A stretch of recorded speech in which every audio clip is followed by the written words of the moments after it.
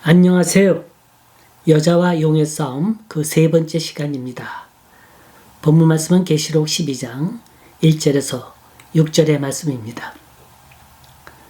우리나라 정치판을 보니까 계파라는 말이 나와요. 친이 계파가 몇 명, 친윤 계파가 몇 명, 소장파가 몇 명, 이런 식으로 자기 수하의 편들이 있어요. 이게 다 사탄이 만든 방법입니다. 그 원조가 바로 하늘의 천사장이었어요.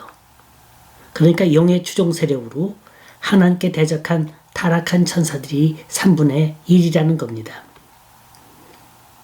이 붉은 용이, 이 사탄의 왕초되는 용이 자기 계파 영혼들에게 명령을 내립니다. 내가 엄청난 세력을 줄 테니 세상에 나가 교회를 파괴시키라는 거예요. 구원받을 사람들을 다 끌어내리라는 거예요. 그 첫 번째 임무가 뭔지 아세요? 예수 그리스도를 십자가에 못 박는 일입니다. 얼마나 그 계획이 철저하고 악랄한가 보세요.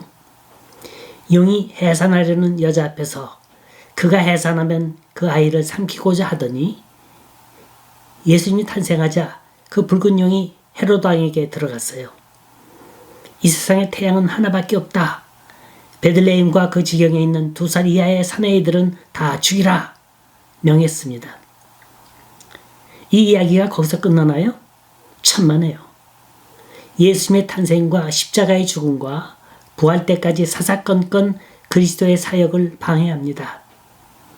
사탄은 어떻게 해서든지 그리스도를 죽이고 해치면 된다고 생각했지만 바로 그게 하나님의 뜻을 이루는 것인 줄 알지 못했습니다. 5절 여자가 아들을 낳으니 이는 장차 철장으로 만국을 다스릴 남자라. 그 아이를 하나님 앞과 그 보좌 앞으로 올려가더라. 사탄은 예수님만 죽으면 모든 게 끝날 줄 알았어요. 온 세상이 자기 것이 될 줄 알았습니다. 그러나 그게 사탄의 결정적인 실수였다는 거예요. 왜냐하면 예수님의 죽으심으로 인간들을 붙들어 매고 있었던 죄의 올무가 풀어진 겁니다. 그리고 예수 그리스도는 부활하셔서 하나님 보좌 우편으로 올라가셨습니다. 그리스도는 거기서 만국을 다스리는 철장을 가지고 계세요. 이 철장은 영어 성경을 보니까 a rod of iron이라 써 있어요. rod이라는 게 막대기라는 뜻이거든요. 그러니까 철로 만든 쥐봉과 같은 겁니다. 이 철장으로 질그릇을 때리면 그 자리에서 박살날 거예요. 사탄의 가장 결정적인 실수는 하나님의 아들을 십자가에 못 박아 죽인 거였습니다. 그리스도는 죽음으로 구원의 문을 여셨어요. 그리고 하늘로 올라가셨고 교회는 여전히 이 지상에 남아 있습니다. 그렇다면 사탄의 다음 목표가 어디입니까? 당연히 교회인 거예요. 오늘 본문을 보면 여자가 핍박을 피하여 광야로 도망가서 광야에서 일정 기간 지냅니다. 이것을 본문은 양육이라 표현하고 있어요. 우리 6절 함께 읽어보십시다. 그 여자가 광야로 도망하며 거기서 1260일 동안 저를 양육하기 위하여 하나님의 예비하신 곳이 있더라. 당시 로마가 교회를 핍박하는 이유가 뭡니까? 그건 사탄이 지가 왕인데 자기를 몰라보고 교회가 하나님을 섬기더라는 거예요. 우상을 섬기고 로마 황제를 섬겨야 자기 직성에 맞는데 이들 교회들이 끝까지 자기 신앙의 절개를 버리지 않는 거예요. 일종의 시기심이죠. 그래서 교회를 마음껏 짓밟고 박해하는 겁니다. 그럼 그럴수록 교회는 점점 지하로 숨게 됩니다. 그걸 양육이란 표현을 썼어요. 땅속에 숨어서 미로의 굴 속에서 숨어서 열심히 성경 공부하고 신앙의 훈련을 쌓는 겁니다. 예나 지금이나 교회는 핍박당하면서 자랍니다. 사탄이 어디 자신의 정체를 드러냅니까? 얼마나 간교한지 몰라요. 그 세력이 얼마나 강한지 모릅니다.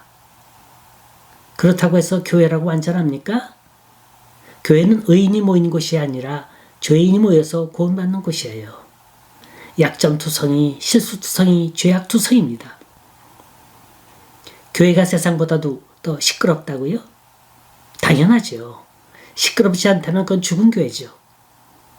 우리 속에 있는 죄의 요소가 하나님의 말씀과 만나서 싸우게 될 때 자연히 소리가 날 수밖에 없는 겁니다. 내 죄를 하나님 앞에 내려놓고 회개하는 모습들을 보세요. 얼마나 처절한지 몰라요. 눈물 콧물 다 쏟아내고 눈은 퉁퉁 불어텄어요. 그리고 끊임없이 눈물이 흘러내립니다. 누가 이걸 정상이라 그러겠어요. 그러나 홍역을 치른 아기가 똘똘해지는 것처럼 자신의 죄를 토해내고 연단받는 사람들이 예수님의 십자가의 고통을 이해할 수 있는 겁니다. 우린 어려움이 오면 주로 이런 생각을 합니다. 굳이 이런 환난을 주시지 않더라도 잘 믿을 텐데 왜 하나님은 날 믿지 못하고 이렇게 고통스럽게 하실까? 그러나 하나님은 내가 날 아는 것보다 나를 더 잘 아십니다. 어느 누구도 고통과 환난을 통과하지 않으면 절대로 순수한 신앙을 가지지 못합니다. 사도 요한이 이 글을 쓰고 있는 당대의 소아시아에 있는 7교회는 광야교회예요. 이 광야교회는 주님이 이 땅에 오실 때까지 재림하실 때까지 계속됩니다. 그 기간이 1260일이에요. 무척 긴 세월입니다. 어서 이 고난이 끝났으면 하지만 하나님이 침묵하시는 이유는 그 기간 동안에 신앙의 훈련, 인내의 훈련, 믿음의 훈련을 받으라는 겁니다. 우리 그 고난의 기간이 무척 길다고 여길지라도 그 기간이 우리에게 양해하게 됨을 알고 끝까지 주님을 향해 믿음의 싸움 다 하시길 간절히 소원합니다.